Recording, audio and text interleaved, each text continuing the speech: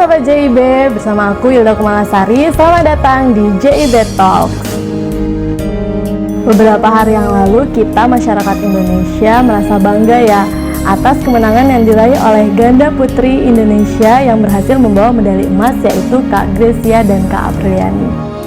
Tentu hasil yang didapat oleh Kak Grecia dan Kak Apriliani bukan hasil yang instan ya. Di baliknya itu pasti ada proses-proses atau usaha-usaha panjang yang pernah mereka lalui, termasuk juga yang dilalui oleh atlet-atlet Indonesia lainnya. Lah, terus apa sih modal utama kita biar kita bisa melalui proses-proses dan menjalani tantangan-tantangan dalam hidup kita agar bisa punya hasil yang sama seperti Kak Grecia dan Kak Apriliani ini? Simak terus video ini ya. Hal utama yang memengaruhi setiap keputusan-keputusan seseorang itu adalah tergantung dari cara berpikir. Kalau kita punya modal berpikir yang baik, maksudnya ketika kita menjalani proses atau menghadapi tantangan itu, kita anggap bahwa tantangan itu adalah momen untuk kita bertumbuh, itu akan memberikan semangat kita ketika kita menjalani proses-proses kehidupan itu. Tapi kalau kita punya cara berpikir bahwa setiap proses atau setiap kesulitan yang kita alami itu malah merupakan momen kegagalan kita, tentu akan mempengaruhi semangat kita dalam menjalani kehidupan itu. Cara berpikir itu dinamakan dengan cara berpikir fixed mindset dan growth mindset.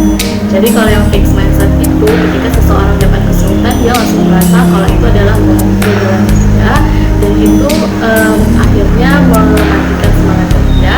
Tapi kalau growth mindset, ketika dia dapat kesulitan atau tantangan tersebut, dia akan memikirkan usaha-usaha apa yang harus dia lakukan agar bisa menghadapi tantangan itu. Jadi selalu kesulitan dijadikan momen untuk bertumbuh. Setiap dari kita kalau menghadapi kesulitan tertentu itu akan memunculkan pikiran-pikiran, wah ternyata aku ada kekurangan di sini gitu, atau ternyata aku gagal di sini. Apalagi kalau misalnya kita sudah mulai membandingkan diri kita yang belum mencapai tujuan tertentu dibandingkan orang lain.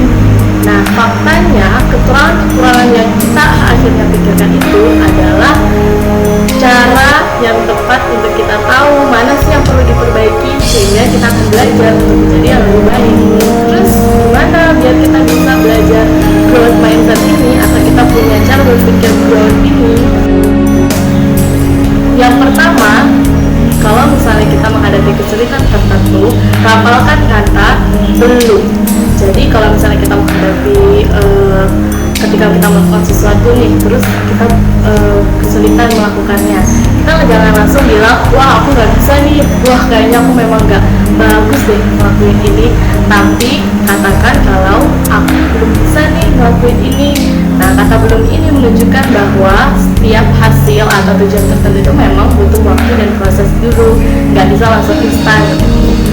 Thomas Alva Edison aja, penemu bohlam lampu, ketika dia melakukan banyak eksperimen yang sudah dia lakukan, dia nggak pernah bilang kalau misalnya itu adalah kegagalan. Tapi eksperimen yang sebelumnya itu malah jadi tempat dia belajar sesuatu, oh ini yang salah, dan kalau yang benar baik seperti ini.